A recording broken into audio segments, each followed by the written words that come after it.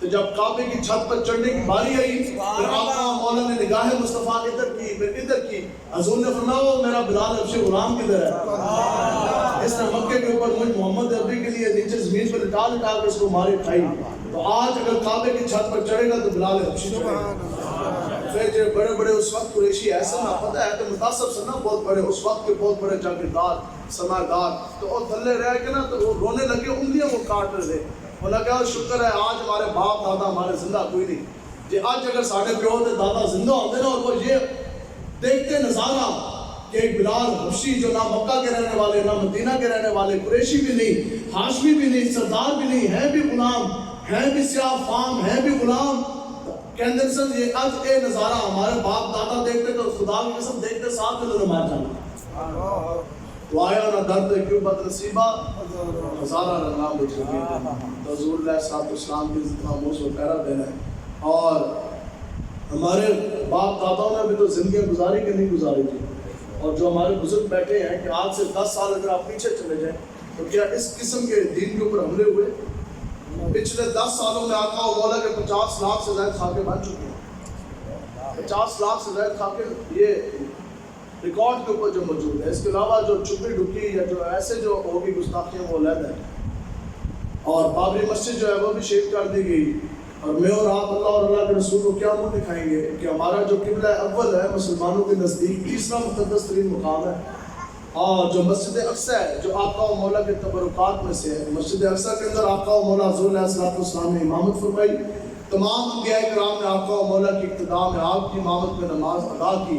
آپ بتاؤ کہ مسجد اقصی میں آج بھی وہ مصلی وہ مقام موجود ہے جہاں آقا و مولا نے امامت فرمائی،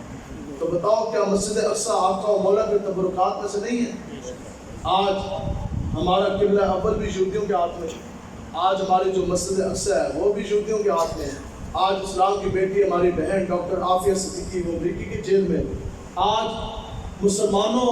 کا سب سے بڑا جو ملک ہے نا جس ملک کے اندر مسلمان آج بس رہے ہیں پوری دنیا میں وہ ہندوستان ہے، 22 کروڑ آبادی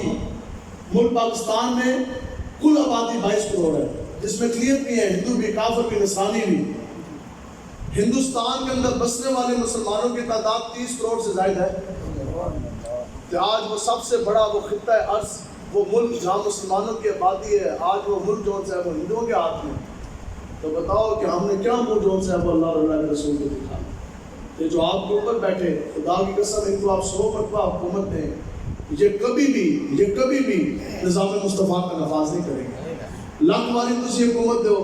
ایک کبھی بھی جون صاحب اللہ نے چاہت نہیں کریں گے۔ ابھی آپ لوگ بھی دیکھتے ہوں گے بات پڑھتے ہوں گے کتنی سیاسی ہلچل ہے کہ نہیں جی، اس کو گرا دو اس کو ملا لو، پیسے ادھر جا رہا ہے، ہیلی کاپٹر ادھر جا رہا ہے، جہاز ادھر جا رہا ہے، ادھر توڑ ہو رہی ہے ادھر جوڑ ہو رہی ہے، پوری رات جاگ رہے ہیں، سب کچھ ہو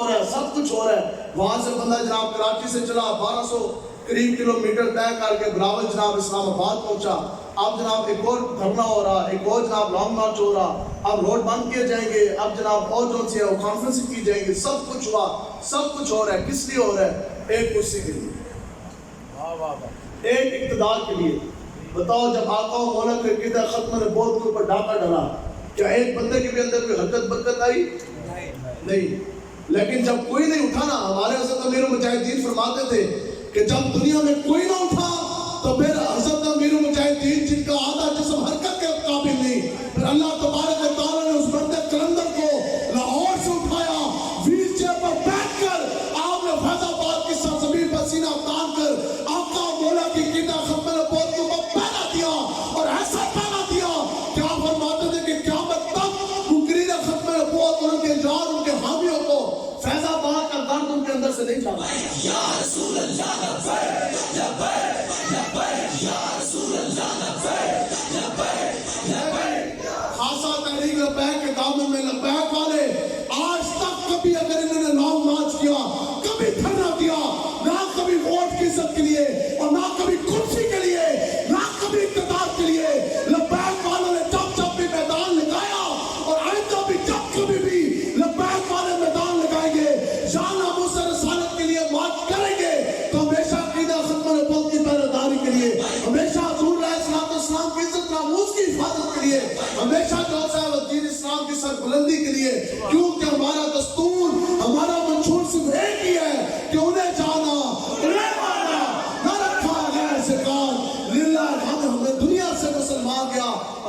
صرف اور صرف ون پوائنٹ ایجنڈا, کوئی لمبی چوری بات کوئی نہیں. ہمارے اعظم امیر المجاہدین فرماتے ہیں کوئی یار دی گل سنا ملا نہ لمبے پینڈے پاں ملا نہ علمہ وچ پھسا ملا. ہمارا صرف اور صرف ایک ہی پوائنٹ ہے اور وہ ایک ہی ایجنڈا ہے کہ تحریک لبیک کے حضور کا چمکتا دین تک پر لے کر آنے اور لے کر آنے اور انشاءاللہ لے کر آنا ہے پوری جرأت اور قوت کے ساتھ. خدا کی قسم دین ہمیشہ کے لیے غالب ہونے کے لیے آیا ہے. بتاؤ 1 2 4 8 10 100 200 1000 کروڑ بندہ کھڑا ہو جائے اور وہ یہ کہے جی ہم قرآن و حدیث کو جو ہے وہ ختم کر دیں گے,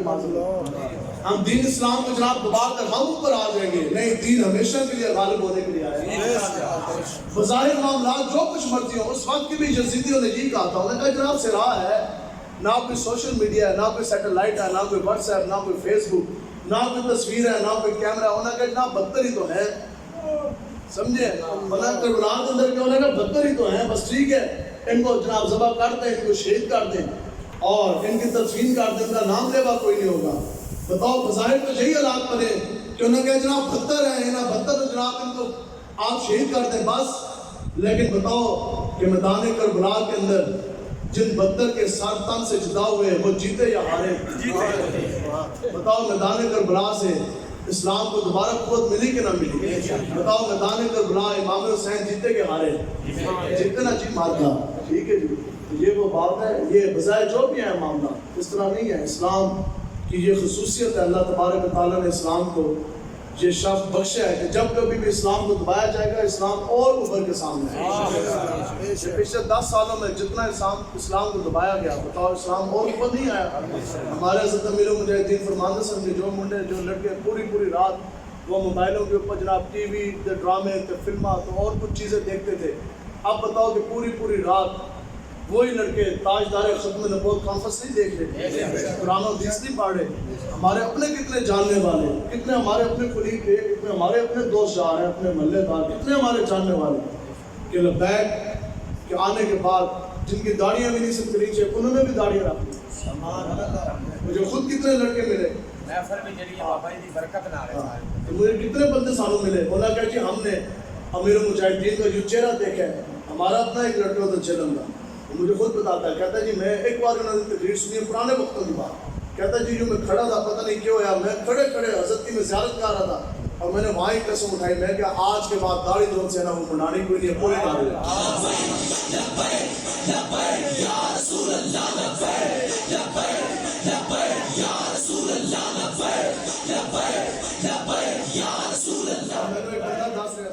بہت بڑا وہ ڈاکو تھا, مجھے نام اس کا بھول گیا ذہن سے, کہتا بہت بڑا وہ ڈاکو تھا. کہتے ہیں اس نے میرے مجاہدین کی خالی تصویر دیکھی, ملا بھی نہیں, کبھی براہ راست زیارت بھی نہیں کی. کہتے ہیں میرے مجاہدین کی تصویر دیکھ کے اس کے ابھی میری ڈاکہ زنی تو آج تو بات ہو. اور ہمارے کراچی میں تاجدار ختم نبوت زندہ باد, زندہ باد, تاجدار ختم نبوت زندہ باد, زندہ باد. کراچی کے ایک امیر ہیں تو انہوں نے خود بتایا اور کہتے ہیں رات کو پتہ کراچی ڈکیتیاں وغیرہ بھی والی ہوتی ہیں, تو کہتے ہیں رات ڈکیت آئے اور گھر کا, کہتے ہیں میں تو نہیں تھا, تو کہتے ہیں گھر کے اندر وہ آئے اور گھر کا تالا توڑ کر موٹر سائیکل بھی میرا لے گئے.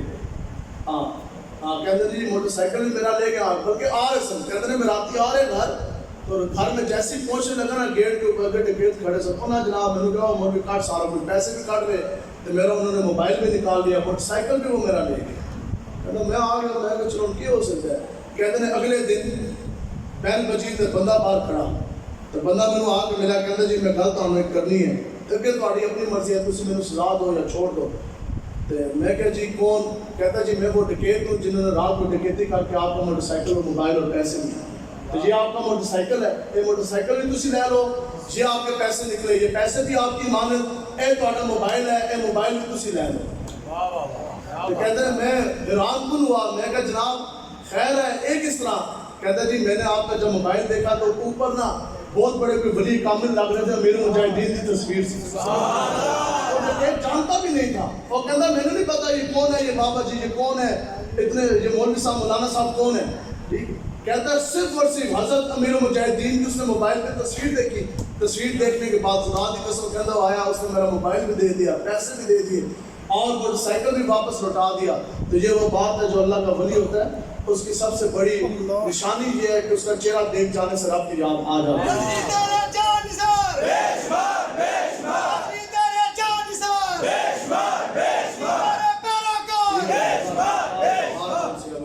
بات صرف یہ ہے کہ بہت سی چیزیں ایسی تھیں جو ہم نے سوچی بھی نہیں تھی، وہ ہم نے دیکھ لی۔ یہاں یہ بات آخری کر کے میں بات سمیٹ رہا ہوں۔ 6 دن کی بچی ہو، کیونکہ آپ کی بھی بیٹی ہے، بیٹی کتنی پیاری لگتی ہے، 6 دن کی بچی ہے، سکا پیو اس کو 5 گولیاں مارا۔ 6 دن کی بچی ہے، سکے باپ نے اس کو 5 گولیاں ماری، ماری کہ نہ ماری ہوئی؟ اور اب آپ بتاؤ کہ اگر اوپر حاکم زمانہ کوئی فاسق فاجر کمینہ یا کوئی بغیرت بندے باز نہ بیٹھا ہوتا اور اوپر یہود و نور کا قانون نہ ہوتا، بلکہ آقا و مولا کا چمکتا دین اگر تخت پر ہوتا، اور حاکم زمانہ اگر فاروق اعظم کا جانشین ہوتا، تو پھر یہ بات نہیں ہونی تھی کہ 6 دن کی بچی کو 5 گولیاں لگ جائیں۔ پھر یہ اعلان ہونا تھا آتے ساتھ جیسی حکومت آتی تو یہ اعلان ہوتا کہ آج خیبر سے لے کر کراچی تک اگر کراچی کے سمندر کے کنارے ساحل پر اگر کوئی کتا بھی بھوکا مرے گا تو وزیر اعظم ملک پاکستان اس کا جواب دے گا۔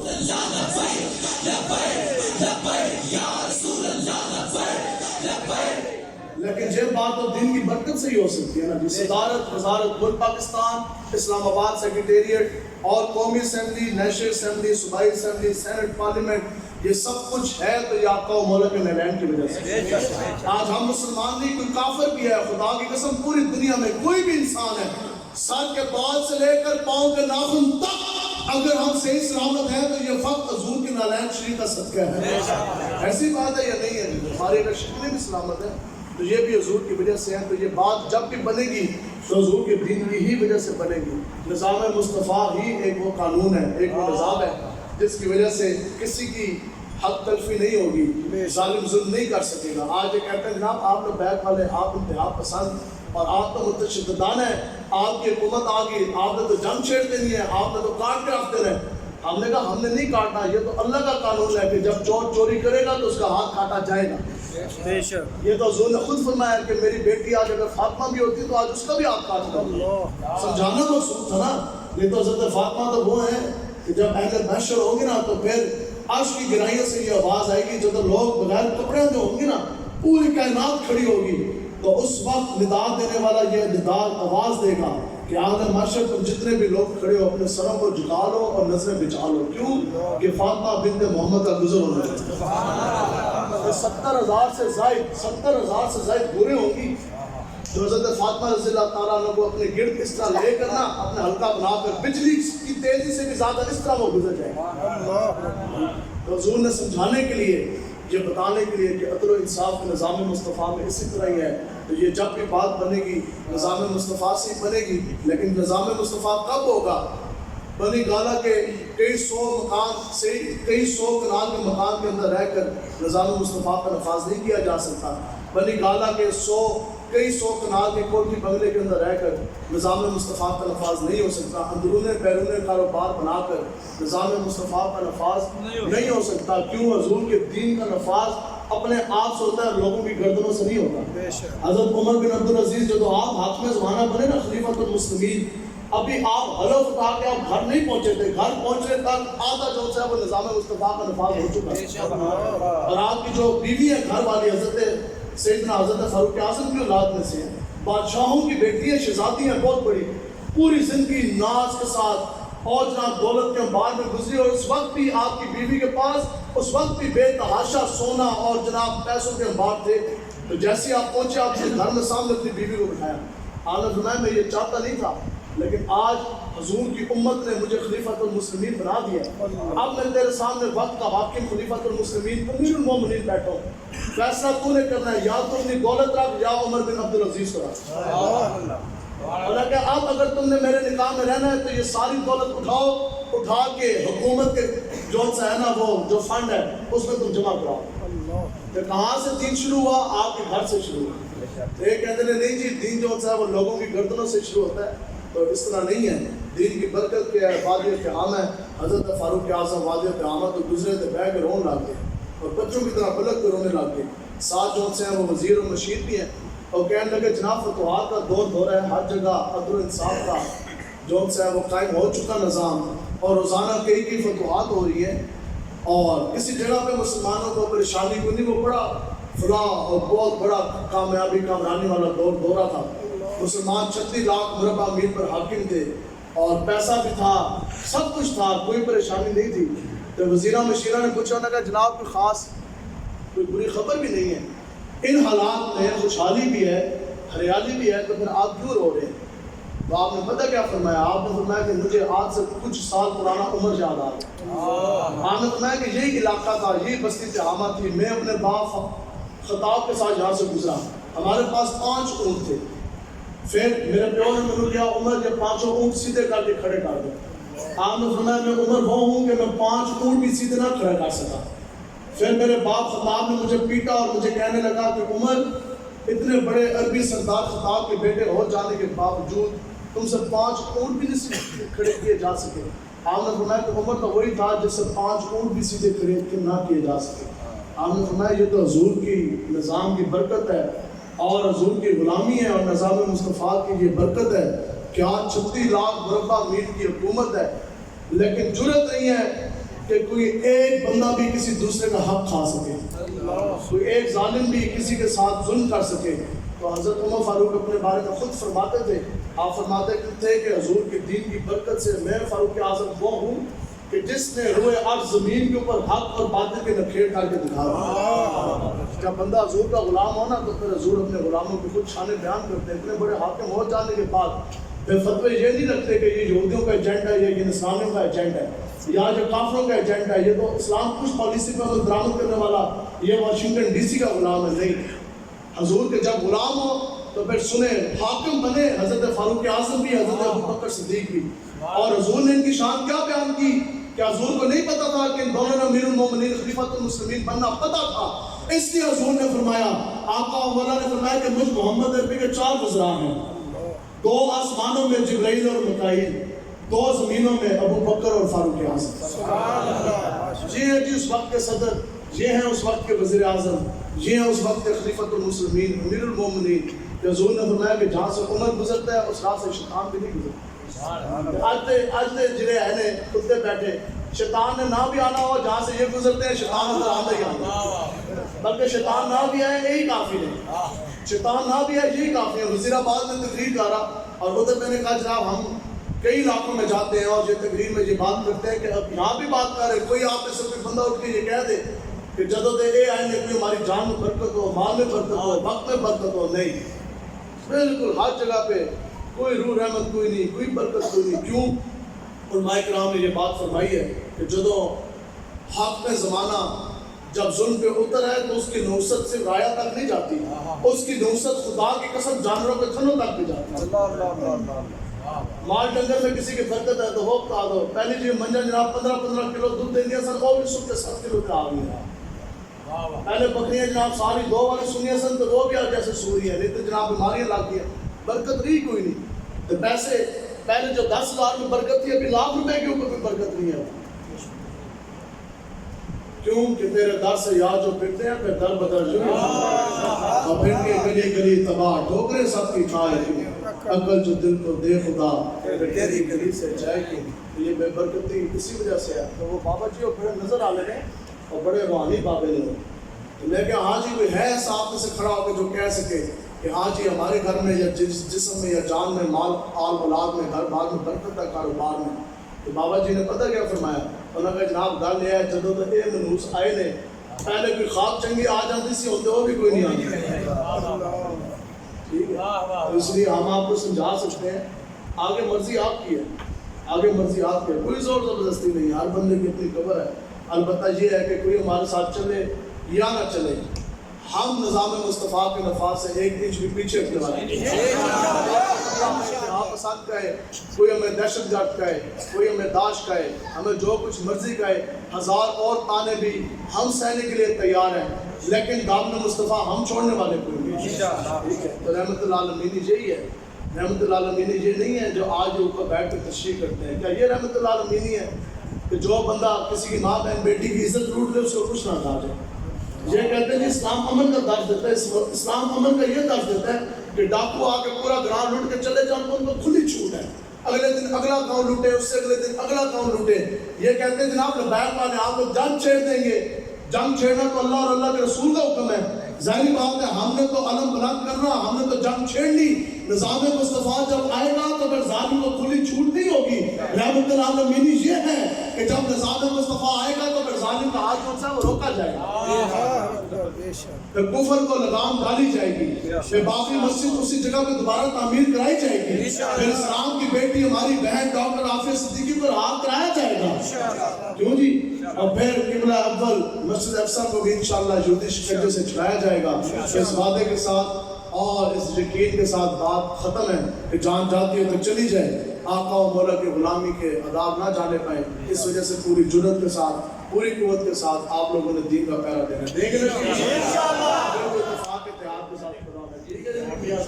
میاں صاحب مینوں یہ کہہ رہے سن جناب، اور چونکہ اسی لیٹ ہیں سبریال ہم نے پہنچنا ہے، آپ کہہ رہے سن تقریر تے تسی کسر نہیں کٹنی، اللہ کے نزدیک جتنی سانو آندی سی ہم نے بالکل دیانتداری کے ساتھ تقریر پوری کی ہے، گڈی تو نہیں ماری لگی، کم ٹائم تو نہیں لگایا، ٹھیک ہے۔ ہم وہ خطیب بھی نہیں ہے پیشہ ور، یہ حضرت امیر المجاہدین فرماتے سن کہ قیامت تک یہ دین کھانے پینے کا نام نہیں ہے، آپ فرماتے سن قیامت تک ہمارے اوپر 1 روپے کی وجہ سے بھی کوئی انگلی نہیں اٹھا سکتا۔ آج وہ رمیش کمار ہے، پی ٹی آئی ہے، پی ٹی آئی کا ایم این اے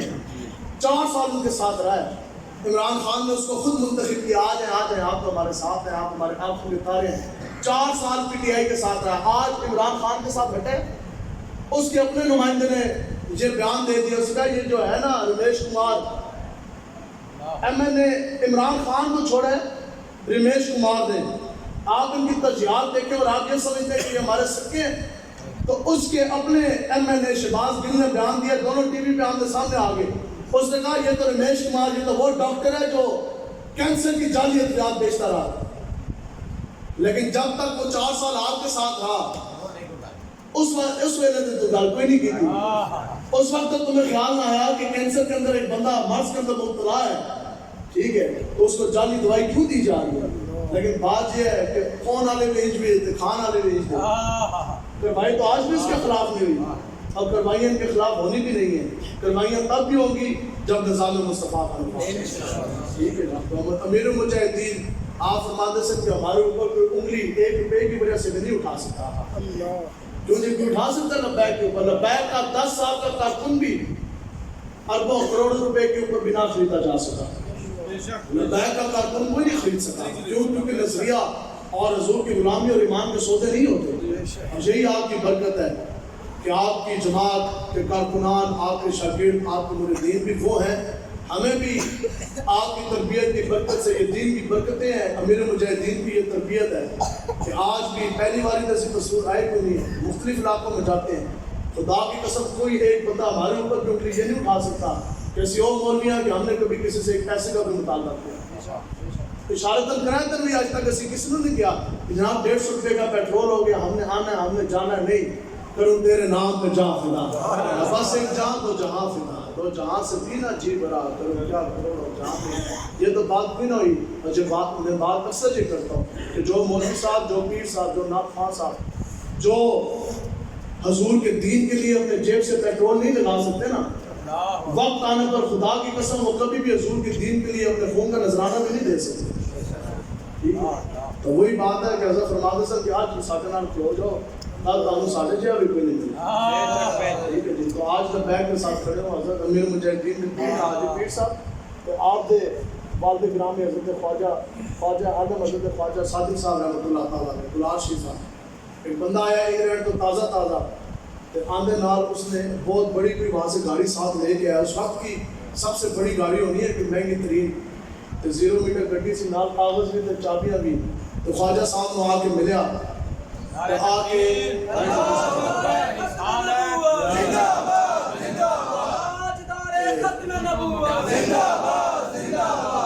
خواجہ عالم خواجہ صادق صاحب رحمۃ اللہ تعالیٰ نے آپ کو آ کے ملیا اور اس نے کہا جناب یہ تو جو یہ گاڑی ہے اور یہ کاغذ ہیں اور یہ چابی ہے، یہ آپ قبول تو فرما لیں۔ تو خواجہ صادق صاحب رحمۃ اللہ تعالیٰ علیہ آپ نے فرمایا کہ تم اس طرح کرو سی اتنے مہنگے پائپ میں لے دے تم نے گڈی لے رہے تو اس نے پھر ایک 2 مرتبہ کہا اس کے حوصلہ پیر صاحب تو کہہ رہے ہو نہیں نہیں تم لے جاؤ پیرا نے کہا نہیں تم لے جاؤ اسی پھر مہنگے پائپ میں لے وہ خیر بندہ ہوتے اس کے چلے ٹھیک ہے پیر صاحب آپ رکھیں اٹھا دو چلا گیا تو پیرا نے نا پچھو خادم نے بھیجو نے کہا چابی لے جاؤ تے کاغذ لے جاؤ اس کو بندہ جا رہے سے دے دو تو کہو پیرا نے کہا تسی رکھ دو اللہ تعالیٰ تعالیٰ نصیب کرے اسی یہ گڈیاں شڈیاں اتنی مہنگی چیزاں سے کوئی نہیں لائیں گے اسی دین واسطے بیٹھے بس اسی کام کر رہے ہیں تو بندے نے جدو خادم نے ساروں کے سامنے وہ چابی اور وہ کاغذ واپس کیے نا تو بندہ تیش چاہ گیا اس کا چلو ٹھیک ہے نہیں لائیں تو نہ لائیں جاؤ جا کے پیرا نے دسو کہ تعالیٰ ساڑھے جہاں مرید کوئی نہیں لبنا کہ انگلینڈ تو آئے تو باروں بار سدھا آ کے تعالیٰ گڈی بھی دے چابی بھی تے کاغذات بھی تو خاتم سی وہ اپنی لہر چاہے اور نستا آ گیا پیران دے کول تو پیران نے آ کے کیا کہ جناب وہ میں کاغذ تے چابی تے دے دیتی ہے تو بندہ کہہ رہا سی پیران جا کے دسو کہ ساڑھا جہاں مرید تعالیٰ کوئی نہیں لبنا تو پیران نے کیا جا کے اس کو دسو تو پوری دنیا پھر تینوں ساڑھا جہاں پیر بھی کوئی نہیں لبنا تعالیٰ ساڑھا جہاں پیر بھی کوئی نہیں لبنا کہ 0 میٹر گڈی بھی ہوئے تو چابی بھی ہو تو پیسے بھی ہو تو پھر بھی اسی ٹکرا دیے لیکن مقام فقر کتنا بلند ہے بادشاہی سے لیکن ربش میں اگر گدائی ہو تو پھر کیا کہیں گے تو اس لیے حضور کے دین کا آپ نے کام کرنا ہے کام کریں گے نا جی انشاءاللہ نظام مصطفیٰ کے نفاذ کے لیے کھڑے ہونا ہے میدان پھر لگنے جا رہا ہر جگہ سے لبیک کی صدا گونجنی چاہیے اور اب کی بار تخت کے اوپر کوئی یہود و نور کا ایجنٹ نہیں آنا چاہیے محنت کرنی ہے انشاءاللہ اتنی میدان لگانا اتنی محنت کرنی کہ اب کی بار تخت کے اوپر یہود و نور کا ایجنٹ نہیں آئے گا نہیں آئے گا نا جی انشاءاللہ کوئی دنیاوی کفریہ نظام ایک لمحے کے لیے بھی انشاءاللہ ہم نہیں چلنے دیں گے اب کی بار اگر تخت پر آئے گا